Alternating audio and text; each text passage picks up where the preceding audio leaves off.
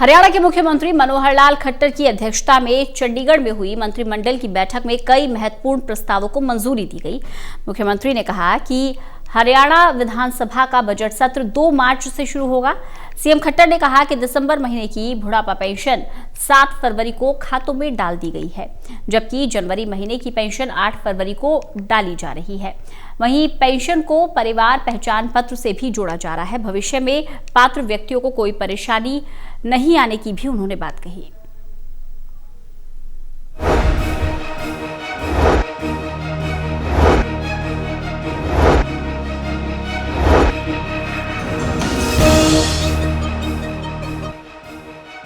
हरियाणा के मुख्यमंत्री मनोहर लाल खट्टर की अध्यक्षता में चंडीगढ़ में हुई मंत्रिमंडल की बैठक में कई महत्वपूर्ण प्रस्तावों को मंजूरी प्रदान की गई। हरियाणा के मुख्यमंत्री मनोहर लाल खट्टर की अध्यक्षता में हुई मंत्रिमंडल की बैठक के बाद प्रेस कॉन्फ्रेंस को संबोधित करते हुए सीएम खट्टर ने बताया कि हरियाणा विधानसभा का बजट सत्र 2 मार्च से शुरू होगा। आज इस नववर्ष 2022 की पहली कैबिनेट मीटिंग हुई है और इसमें कुल मिलाकर 28 एजेंडाज थे जिनके ऊपर चर्चा हुई। उन 28 एजेंडाज के चर्चा के साथ साथ एक बात जो महत्वपूर्ण है, जो आज हमने विचार कर ली है, फाइनल किया है, जिसको कि इस बार का जो बजट सेशन है 2 मार्च से और शुरू करने के लिए प्रस्तावित किया है। हमारी जो ये प्रस्तावना है ये स्पीकर साहब को, गवर्नर साहब को जाएगी, क्योंकि वर्ष का ये जो पहला सत्र है तो इसमें गवर्नर साहब का भी एड्रेस होता है। राज्यपाल अभिभाषण 2 तारीख को सबसे पहले दिन उन्हीं का अभिभाषण प्रस्तावित है। सीएम खट्टर ने आगे बताया कि बैठक में मुख्यमंत्री परिवार समृद्धि योजना के क्रियान्वयन को संशोधित मंजूरी दे दी गई है। MMPSY के तहत MMPSY पोर्टल पर प्राप्त आवेदनों के अनुसार स्वयं घोषणा के आधार पर 2019-20 और 2020-21 के दौरान 8,77,538 परिवारों को 270 करोड़ 84 लाख रुपए की राशि जारी की गई। नागरिक संसाधन सूचना विभाग से प्राप्त सत्यापित आंकड़ों के अनुसार पता चला है कि वित्त वर्ष 2021-22 के दौरान 21 जनवरी 2022 को MMPSY के तहत प्रधानमंत्री जीवन ज्योति बीमा योजना और प्रधानमंत्री सुरक्षा बीमा योजना के 2,83,772 लाभार्थियों को प्रीमियम की प्रतिपूर्ति के रूप में 3,54,77,472 रुपए वितरित किए गए।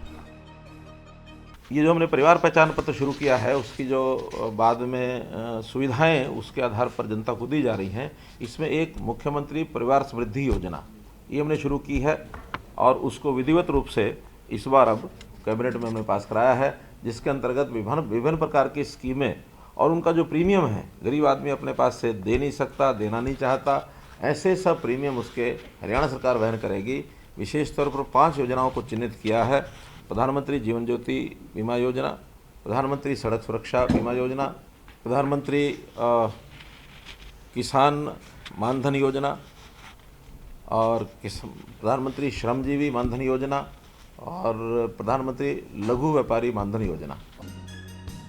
मुख्यमंत्री ने बताया कि बैठक में हरियाणा गैर कानूनी धर्मांतरण रोकथाम विधेयक 2022 के मसौदे को मंजूरी दे दी गई है। इस विधेयक को अब विधानसभा के सामने पेश किया जाएगा। इसलिए इस विधेयक में धर्म परिवर्तन पर रोक लगाने का प्रस्ताव है, जो गलत बयानी, बल, अनुचित प्रभाव, जबरदस्ती, प्रलोभन या किसी कपटपूर्ण तरीके से या शादी द्वारा या शादी के लिए प्रभावित करता है, जो उसे अपराध बनाता है। इसलिए मसौदा विधेयक को मंजूरी दी गई। बैठक में निरसन विधेयक 2021 के मसौदे को मंजूरी दी गई। विधेयक को अब विधानसभा के समक्ष रखा जाएगा। मसौदा विधेयक के अनुसार राजस्व एवं आपदा प्रबंधन विभाग के ऐसे 20 अधिनियमों को निरस्त किया जाएगा जो पुराने हैं और अब उपयोग में नहीं हैं।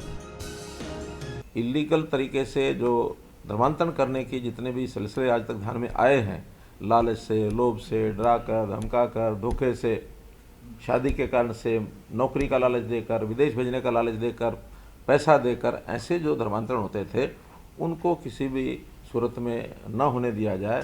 धर्मांतरण अगर किसी ने करना है तो विलफुली वो पहले डिक्लेयर करेगा, डिप्टी कमिश्नर को अप्लाई करेगा कि मैं अपने सूझबूझ से, अपनी विचारधारा से धर्म परिवर्तन करना चाहता हूँ। वो किसी भी एक धर्म को छोड़ के दूसरे में जाता है, उसका भी प्रावधान है, लेकिन बिना इस प्रकार को सूचना दिए बिना अगर शादी ज़बरदस्ती करता है या कहीं धर्म परिवर्तन किसी लोभ लालच में करता है, बहका कर करता है, तो वो सारा इलीगल होगा। उसकी रोकथाम के लिए ये अधिनियम और विधानसभा में लाया जा रहा है इस बार। उन्होंने बताया कि बैठक में पंजाब डिस्टिलरी नियम 1932 में संशोधन के प्रस्ताव को मंजूरी प्रदान की गई। इससे डिस्टिलरीज द्वारा शराब के अवैध उत्पादन पर रोक लगेगी। संशोधन के अनुसार पंजाब डिस्टिलरी नियम 1932 में एक नया नियम 16B जोड़ा गया है, ताकि सभी डिस्टिलरीज के लिए स्वयं की लागत पर फ्लो मीटर लगाना अनिवार्य किया जा सके। फ्लो मीटर्स को आबकारी नीति में डिस्टिलरीज के स्तर पर चोरी की संभावना को कम करने के लिए एक प्रभावी उपाय के रूप में प्रस्तुत किया गया है। पंजाब डिस्टिलरी एक्ट है बना हुआ, नियमावली है 1932 की, उसमें कई प्रावधान होते हैं। तो एक प्रावधान आज ये किया गया है कि सभी जो डिस्टिलरीज हैं वो अपनी जो सिपरेट बनाते हैं, शराब बनाते हैं, उसमें कई बार कितनी बनी कितनी नहीं बनी और कई प्रकार की उसमें जो गड़बड़े होने की जो संभावना है उसको दूर करने के लिए उनकी जो निर्माण यानी जो सिपरेट का निर्माण है, वो जो द्रव्यमान प्रवाह जो है उस पर फ्लो मीटर लगाए जाएंगे। फ्लो मीटर लगने के बाद किस फैक्ट्री में कितना उन्होंने तरल पदार्थ वहाँ से पास किया है उसकी अकाउंटिंग वो एकदम सुनिश्चित हो जाएगी।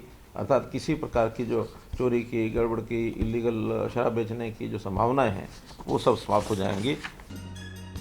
मुख्यमंत्री ने बताया कि मंत्रिमंडल की बैठक में हरियाणा राज्य शिक्षा स्कूल कैडर ग्रुप बी सेवा नियम 2012, मेवात जिला स्कूल शिक्षा ग्रुप बी सेवा नियम 2012 और हरियाणा स्कूल शिक्षा ग्रुप सी राज्य कैडर सेवा नियम 2021 में संशोधन करने से संबंधित शिक्षा विभाग के एक प्रस्ताव को मंजूरी दी गई है। अब शिक्षा विभाग द्वारा शिक्षा शास्त्री और आचार्य को नियमित बीएड और एमए संस्कृत के समकक्ष माना जाएगा। संस्कृत में आचार्य और शिक्षा शास्त्री, तो शिक्षा शास्त्री को हमने कैडर माना बीएड का और आचार्य को एमए के बराबर माना है। तो ये सैद्धांतिक सहमति पहले हो गई थी, आज इसको कैबिनेट में रख करके इसको हमने फाइनल किया है। तो संस्कृत के वो जो आचार्य और शिक्षा शास्त्री हैं उनको कठिनाई आ रही थी संस्कृत के भर्तियों में और प्रमोशन में। अब ये रास्ता उनका सब खुल गया कि उनको भर्तियों में भी, प्रमोशन में भी शिक्षा शास्त्रियों को और आचार्यों को बराबर की एक सुविधा दे दी गई है। मुख्यमंत्री ने बताया कि कैबिनेट की बैठक में हिंदी आंदोलन 1957 के मातृभाषा सत्याग्रहियों के लिए पेंशन योजना में संशोधन के प्रस्ताव को मंजूरी दी गई। इस योजना के पात्रता मानदंड में संशोधन किया गया ताकि उन सत्याग्रहियों को शामिल किया जा सके जो जेल में बंद हुए थे, लेकिन जेलों में उनके कारावास का कोई रिकॉर्ड उपलब्ध नहीं है। संशोधन के अनुसार अगर कोई सत्याग्रही कैद होने का दावा करता है लेकिन जेल रिकॉर्ड में उसके कारावास का कोई रिकॉर्ड उपलब्ध नहीं है तो उसे 2 सह कैदियों का प्रमाण पत्र प्रस्तुत करना होगा। उसके साथ उन्हीं तारीखों या महीनों में वे जेल में थे, लेकिन शर्त यह है कि किसी एक सहकैदी का जेल रिकॉर्ड उपलब्ध हो, उसके साथ एफआईआर में आवेदक का नाम उल्लेख हो। चंडीगढ़ से टोटल न्यूज के लिए अनिल कुमार की रिपोर्ट।